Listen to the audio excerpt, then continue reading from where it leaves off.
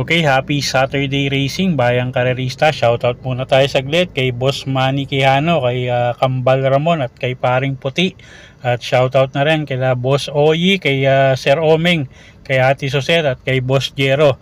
And shoutout din kay Boss Rambo ng Malate, kay Boss Kokey, kay Boss Matthew at Boss Egay. At pati na rin kay Boss Boying Balmes. Okay, happy racing sa inyo mga boss. Good luck. At Saturday racing nga tayo, no? 8 karera, 8 medyo may hirap na karera, no? At start time natin, usual schedule tayo for Saturday racing. Race 1 alas 3 ng hapon ng simula. Okay, so simulan na natin yung mga giya natin para sa araw ng Sabado, March 16, 2024. Okay, race 1 tayo.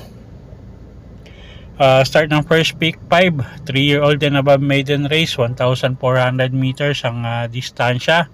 First choice natin dito yung imported horse na numero 2 na si Graceful Gift. Pabs Cabalejo yung re-renta yan. Medyo may inam din yung pinakita nito sa barrier run niya, no? So tingin ko may inam tong kabayong to. Second choice natin yung numero 1 na si Ginger Cut. JM Estorque naman yung re-renta dyan. At medyo may kainaman din yung tinakbo nito sa barrier, although nag-iisa lang siya, no? At third choice natin dito yung numero 8 na si Spirit of Might. Ed Giguera naman yung re-renta dyan. Okay, so sa race 1, first choice nga numero 2, Graceful Gift. Second choice natin yung numero 1 na si Ginger Cat. Third choice numero 8, Spirit of Might. Okay, race 2 tayo. Start ng winner take all. Class 5-5 placers, 1,400 meters ang distansya.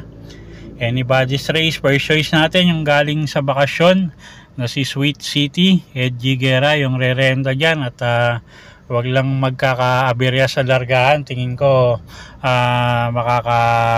makakaporma sa unahan to, no? Although may matulin sila, Justifiable nandyan, pero tingin ko kaya niya ere basta maganda yung lundag. So siya yung first choice natin. Second choice yung numero 7 na si Dollarama. M.E.D. Ocampo naman yung re-renta dyan. At yun nga, pagka medyo nagkaroon ng lutyahan sa unahan or medyo hindi maganda yung larga ng numero 2, tingin ko may panalo tong numero 7 na si Dollarama. At kuha tayong pangdehado rito, yung numero 3 na si Ang Bigote. Nelson Oy naman yung re-renta dyan, medyo may kababaan na sa laban yan. Okay, so sa race 2, first choice numero 2, Sweet City. Second choice numero 7, Dollarama. At third choice natin pangdehado, numero 3, Ang Bigote. Okay, race 3 tayo. Start ng pick 6, class 5, 11 to 15 bracket. Distansya 1,400 meters. First choice natin numero 3, Bantay Sarado, MP Cañete yung re-renta dyan. Tingin ko pabor yung distansya sa kanya, 1,400 meters. Second choice natin dito yung numero 1 na si Swakto Power Duo. Jan Paul Guse naman yung sasakay dyan. At medyo nag-i-improve na yung mga huling takbo nito. So tingin ko may panalo na rin yan, no? At third choice natin yung numero 5 na si Hombre. Nelson Oy naman yung sasakay dyan. At pag nilabas ng connection, medyo may kababaan na rin sa grupo yan. Tingin ko malaki panalo nyan basta ilabas lang ng connection. Okay, so sa race 3, first choice nga numero 3, Bantay Sarado. Second choice numero 1, Swakto Power Duo. At third choice numero 5, Hombre. Okay, race 4 tayo. Start ng second pick 5, class 4, 16 to 21 bracket. Distansya 1,400 meters.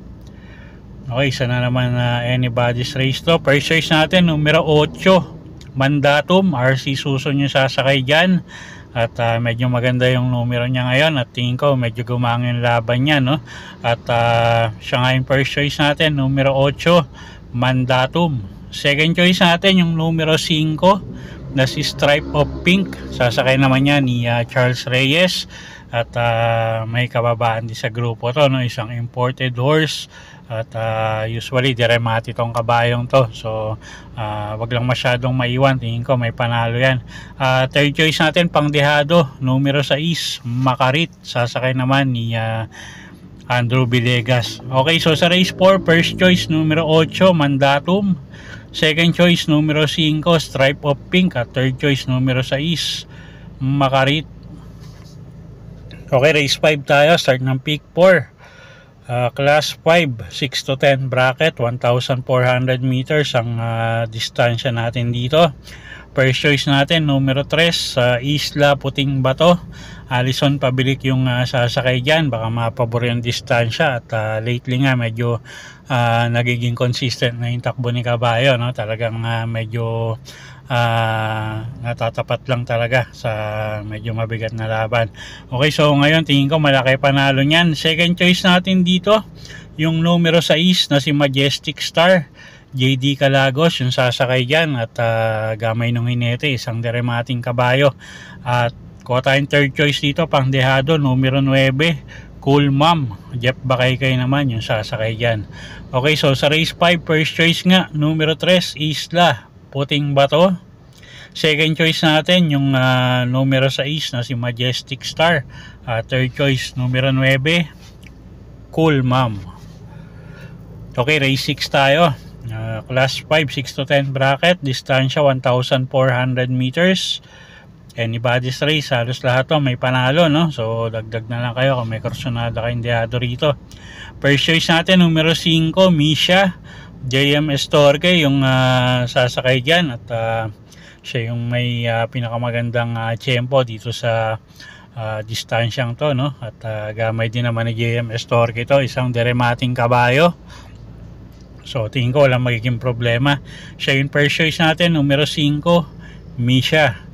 Second choice, numero 6, My Dad Bogart. Alison Pabilik naman yung re-renta dyan, gamay din ng hinete, isang deremating kabayo, at pag nilabas ng connection, tingin ko malaki panalo rin yan. Okay, so sa race 6, first choice nga, numero 5, Misha. Second choice, numero 6, My Dad Bogart. Okay, race 7 tayo, penultimate race, class 5, 6 to 10 bracket ulit, 1,400 meters ang distansya natin dito. Okay, first choice natin dito, numero 11 na rin, no, na si Blue Thunder. Alison Pabilik yung sasakay dyan, at lately medyo maganda yung pinapakita nito, at siya na nga yung first choice natin dito. Second choice yung numero 6 na si Ikot Lang, O'Neal Cortez naman yung sasakay dyan, at pag nauna tingin ko malaki panalo niya, no? At pwedeng pangsama, pangdehado, yung dadagdag akong dalawang pandehado dito, numero 2, Advocacy, at numero 3 na si Modern Stroke. Okay, so sa race 7, first choice nga natin, numero 11, Blue Thunder. Second choice, numero 6, Iikot Lang. At pwedeng pang dagdag pang dehado kung kursunada nyo, yung numero 2 na si Advocacy, at numero 3 na si Modern Stroke.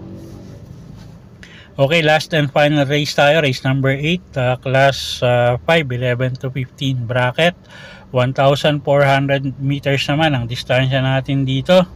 First choice natin dito, numero 12, Days Ex Machina. Alison Pabilik yung sasakay dyan, at medyo konting buenas lang kailangan nitong kabayong to, no? At ilabas lang ng connection, tingin ko kayang-kaya yung laban. Second choice natin dito, yung numero 8 na si Kentucky Rain, JM Estorque naman yung sasakay dyan, at medyo magaganda rin ikinikilos nito ng mga huling takbo niya. Third choice natin, pangsama na rin yung numero 5 na si Sundance sa paratingan, Jan Alvin Gusi naman yung sasakay dyan. Okay, so sa race 8, first choice nga, numero 12 na si Days Ex Machina. Second choice, numero 8, Kentucky Rain. At third choice natin, numero 5, Sundance. Okay, so yun po yung mga giya natin para sa araw ng Sabado, March 16, 2024. Sana po yung makatulong sa pagpili nyo ng mga tatayaang kabayo. Inulit ko po, kayo pa rin po masusunod kung saan nyo itataya yung pinagpaguran yung pera. Good luck po at happy Saturday racing, Bayang Karerista.